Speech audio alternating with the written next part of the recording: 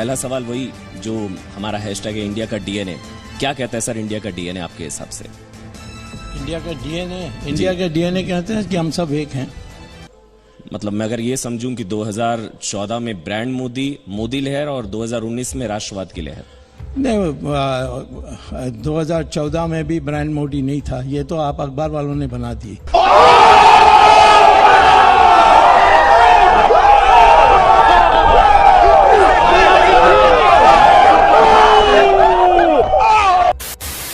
और जेटली को तो इकोनॉमिक्स पता ही नहीं है, तो इसीलिए इस हालत हुई है।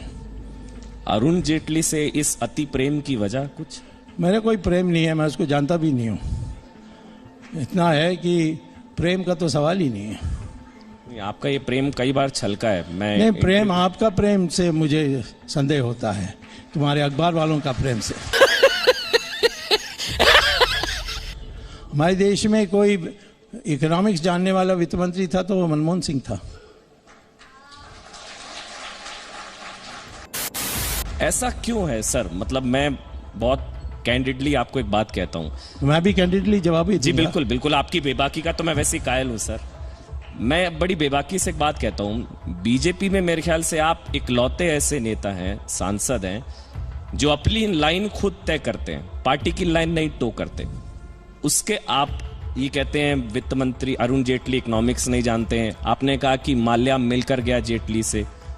आपने ये भी कहा कि चिदम्बरम और इन लोगों पर कार्रवाई नहीं हो रही जेटली की वजह से।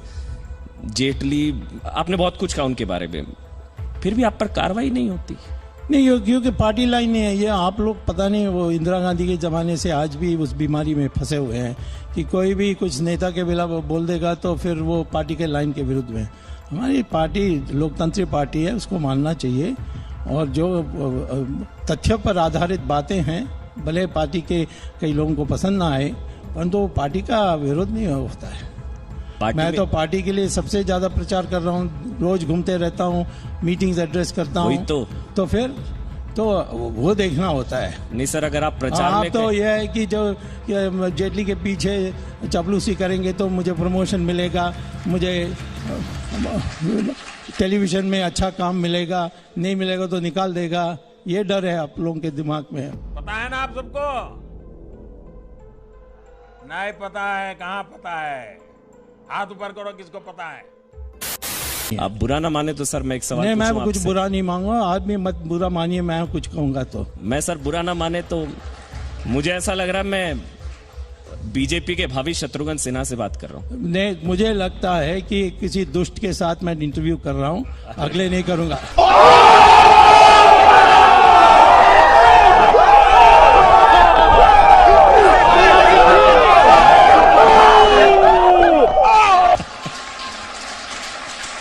नहीं सर, मैंने इसलिए आपसे बोला ये क्योंकि इतने बागी नहीं कहूंगा, इतना खुलकर सरकार के साथ सरकार के मंत्री का इतना मुखर विरोध किसी ने नहीं किया। ये तो तय करने वाली है सरकार, ये तय करने वाली है पार्टी। वो कुछ नहीं कहते हैं। तुम्हें इतना क्यों, तुम क्या जेटली का चमचा हो? मोदी सरकार का प्रचार, लेकिन सुब्रमण्यम स्वामी नहीं है चौकीदार। मैं चौकीदार नहीं हो सकता। चौकीदार का काम है कि किसी को चोरी करने से रोकना। और मैंने कहा कि ब्राह्मण होता है ज्ञानी और त्यागी, कोई जन्म से ब्राह्मण कोई नहीं होता हमारे देश में, होना भी नहीं चाहिए। कृष्ण भगवान ने इसको स्पष्ट कर दिया गीता में। पता नहीं अब गीता पढ़ते हैं कि नहीं। मतलब कोई ब्राह्मण अगर है वो चौकीदार नहीं हो सकता? नहीं, फिर वो ब्राह्मण का काम नहीं कर रहा, वो फिर चौकीदार हो जाता है। दोनों नहीं हो सकते आप। ये मेरे को पता है, ये कंट्रोवर्सी, ये जातिवादी टिप्पणी नहीं है कि कोई ब्राह्मण चौकीदार दोबारा शुरू कर दिया। अभी मैंने तुम्हें एक्सप्लेन किया था, दोबारा एक्सप्लेन कर रहा हूँ। जन्म से नहीं होता है। ये जो जाति चल रही है वो तो जाति और वर्ण में फर्क है, वो भी नहीं आप जानते हैं। यही प्रॉब्लम है। ये आपका पश्चिमीकरण बहुत हो गया है, थोड़ा भारतीयकरण करो अपने का।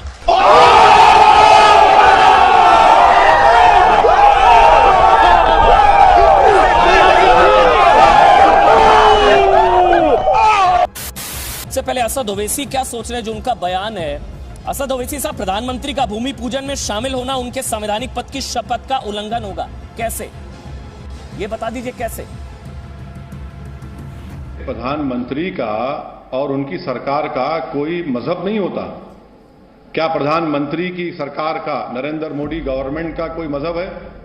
नहीं हो सकता। इसलिए नहीं हो सकता क्योंकि संविधान में यह कहा गया कि भारत का कोई मजहब नहीं होगा, भारत तमाम मजाहिब को मानेगा, उनको भी भारत मानेगा जो खुदा को, अल्लाह को नहीं मानते।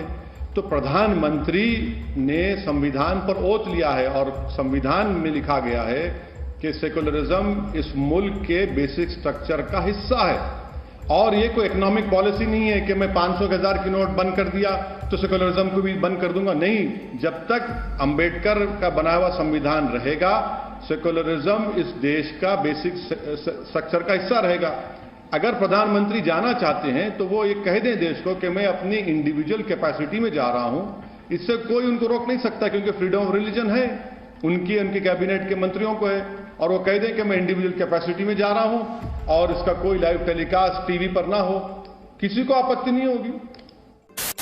ओवैसी साहब, आपकी आपत्ति क्या है? प्रधानमंत्री नरेंद्र मोदी के जाने पर आपकी आपत्ति है, शिलान्यास से तो आप खुश है ना? आखिरकार इंतजार खत्म हुआ, शिलान्यास होने जा रहा है, उससे तो आप खुश है ना? शिलान्यास होने जा रहा है, भूमि पूजन होने जा रहा है राम मंदिर का, उससे तो खुश है ना? हमने कहा था कि हम सुप्रीम कोर्ट के फैसले से सेटिस्फाइड नहीं है। यकीनन ये हमारे मुल्क के कॉन्स्टिट्यूशन में हमारे आखिरी कोर्ट ऑफ अपील है, इसके बाद तो कोई अपील नहीं है, सुप्रीम कोर्ट का जजमेंट है। मगर यहां पर मैं ये कहना जरूरी समझता हूं कि एडीएम जबलपुर का जब केस आया था, यही सुप्रीम कोर्ट ने एडीएम जबलपुर का केस दिया था और 40 साल बाद इसी सुप्रीम कोर्ट ने कहा कि एडीएम जबलपुर गलत था। इसी सुप्रीम कोर्ट के एक मायनाज बड़े काबिल जस्टिस जेएस वर्मा ने कहा था कि supreme court is supreme but not infallible. यह भी बात बिल्कुल सही है कि अगर सुप्रीम कोर्ट शिलान्यास की इजाजत नहीं देता और जो लोग सुप्रीम कोर्ट से वादा किए थे कि बाबरी मस्जिद को हाथ नहीं लगाएंगे, उन्होंने सुप्रीम कोर्ट को धोखा दिया, झूठ कहकर शिलान्यास जो परमिशन मिला था सुप्रीम कोर्ट से, बाबरी मस्जिद को शहीद कर दिया। अगर वहां पर 6 दिसंबर को मस्जिद शहीद नहीं होती तो क्या आज वहां पर फंक्शन होता? हमारा मानना यह है कि 23 दिसंबर की रात में चोरों की तरह बुजदिली में आकर वहां पर मस्जिद के अंदर मूर्तियां रखी गई और उस वक्त के कलेक्टर के नायर ने अपनी ड्यूटी को नहीं निभाया, मस्जिद को खुफल डाल दिया, वहां पर हिंदू पूजा शुरू की और यही के नायर बाद में जनसंघ का एमपी बन गया। नरेंद्र मोदी भूमि पूजन में जा रहे हैं तो उनकी संवैधानिक शपथ का उल्लंघन है। प्रधानमंत्री करतारपुर भी गए थे, करतारपुर कॉरिडोर के लिए भी प्रधानमंत्री नरेंद्र मोदी गए थे। जब मत्था टेका था उन्होंने बेर साहिब गुरुद्वारा में, तब संविधान खतरे में नहीं आया। अबू धाबी की शेख जायद मस्जिद गए थे 16 अगस्त 2015, तब संविधान खतरे में नहीं आया था। इंदौर की सैफी मस्जिद गए थे प्रधानमंत्री नरेंद्र मोदी, मस्जिद जाते हैं तब नहीं खतरे में आता। कोलंबो की चर्च गए थे, शाम को तिरुपति मंदिर भी गए थे, सिंगापुर की चिलिया मस्जिद गए थे, इंडोनेशिया की मस्जिद गए थे, करतारपुर गए थे, तब संविधान खतरे में नहीं आता। सर, प्रधानमंत्री तो हर जगह जाते हैं, मस्जिद भी जाते हैं, मंदिर भी जाते हैं, खतरा मंदिर से ही। करतारपुर भी तो गए थे ना ओवैसी साहब।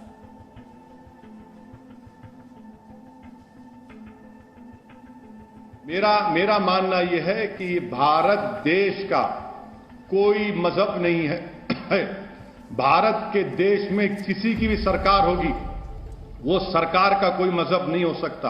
और मैं ये कह रहा हूं कि सरकार को किसी भी मजहब के मामलात में, रिलीजियस रिचुअल्स में ना इन्वॉल्व होना है, ना उसको सपोर्ट करना है, ना पैसे देना है।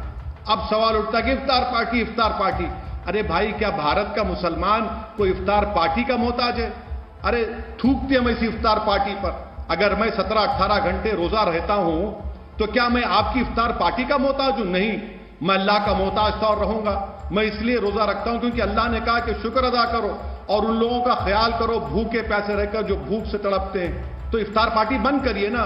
हर रिलीजियस फंक्शन में गवर्नमेंट ऑफ इंडिया और स्टेट गवर्नमेंट, उसका कोई रोल नहीं होना चाहिए। नहीं सर, मैंने सवाल आपसे करतारपुर को लेकर पूछा था। प्रधानमंत्री नरेंद्र मोदी करतारपुर कॉरिडोर के उद्घाटन के समय भी बेर साहिब गुरुद्वारा गए थे, अबू धाबी की शेख जायद मस्जिद भी गए थे, तब संविधान खतरे में नहीं आया था। सवाल मेरा ये है, सवाल टालिए मत ना ओवैसी साहब। मोदी जी जब करतारपुर गए थे तो कहां गए थे? पाकिस्तान के करतारपुर में, वहां पर गुरु नानक की जो बर्थ प्लेस है उसको खोल दिया गया। क्या असदुद्दीन ओवैसी ने उस पर ऑब्जेक्शन किया? मोदी जी जब फॉरेन टूर पर जाते हैं तो वो देश के प्रधानमंत्री बनकर जाते हैं। मोदी जी बुद्धिस्ट टेम्पल में भी गए, मोदी जी वहां पर नेपाल की मशहूर मंदिर में गए, मोदी जी यूएई के मंदिर के इनॉग्रेशन में गए, मोदी जी यूएई की मशहूर मस्जिद में भी गए। तो प्रधानमंत्री हैं वो। ये बाबरी मस्जिद का ये जो मसला है, ये पिछले कई सालों से इस मसले की वजह से भारत में मासूम लोगों की जानें गई। क्या मोदी जी इनकार कर सकते हैं कि बीजेपी और आरएसएस ने ही इस राम जन्मस्थान के मसले को उठाया? 1966 में विश्व हिंदू परिषद बनी गई। क्या उससे पहले यह मसला था? नहीं था। क्या पालमपुर के रेजोल्यूशन से पहले राम जन्मभूमि का मसला था? नहीं था। इसीलिए तो हम कह रहे हैं कि आज जिन लोगों पर बाबरी मस्जिद की शहादत का, डेमोलिशन का क्रिमिनल केस चल रहा है, आप उनको दावत दे रहे हैं। सर, मेरे को आप ये नहीं समझ आ रहा। जख्मों पर मरहम आप नहीं ओवैसी बल्कि साहब, और जख्म ओवैसी को साहब, गहरा कर रहे हैं आप। सोमनाथ मंदिर का ना सिर्फ विरोध किया, बल्कि वो सोमनाथ मंदिर नहीं गए जो नेहरू की तरफ से किया। तो आप नेहरू वाली सोच के साथ हैं। जिन्होंने सोमनाथ मंदिर के जीर्णोद्धार का ना सिर्फ विरोध किया, बल्कि वो नहीं गए, तो वो सेकुलर है। या तो आप नेहरू वाली सोच के साथ हैं। ओवैसी साहब, आप सोमनाथ मंदिर की बात कर रहे, आप क्यों नहीं जी टीवी उस बात को चलाता कि महात्मा गांधी ने के एम मुंशी को क्या कहा था? चलाइए ना। महात्मा गांधी ने के एम मुंशी को क्या था? चलाइए। मैं किसी सोच के साथ नहीं हूं, मैं संविधान के साथ था और संविधान के साथ रहूंगा। और जो संविधान की बात करते हैं उसका बेसिक तकाजा यह है कि इस देश का कोई मजहब नहीं है, इस देश का कोई मजहब नहीं रहेगा। यह देश सब मजहब को मानता है और जो भी इस देश का प्रधानमंत्री होगा, जो भी इस देश का चीफ मिनिस्टर होगा, वो किसी एक मजहब का जरूर हो सकता है, मगर वो अपने मजहब को, अपने रिलीजियस बिलीफ को पूरे देश पर इंपोज नहीं कर सकता, क्योंकि संविधान इसकी इजाजत नहीं देता। आप में हिम्मत हो तो पब्लिकली बताओ। देशवासियों, इस वक्त देश के हर कस्बे, हर गांव, हर गली और हर मोहल्ले से एक ही आवाज आ रही है। देश चलाने के लिए 56 इंच का सीना नहीं, सीने के अंदर बड़ा दिल होना चाहिए। जो कुछ नरेंद्र मोदी करते हैं वो राजनीतिक स्वार्थ के लिए करते हैं, अपने लिए करते हैं, पॉलिटिकल गेन के लिए करते हैं। मोदी कहाँ है तेरा 56 इंच? कैसा है तू? तू रेजिग्नेशन दे दे, तू हट। वाह मोदी जी, वाह वाह वाह।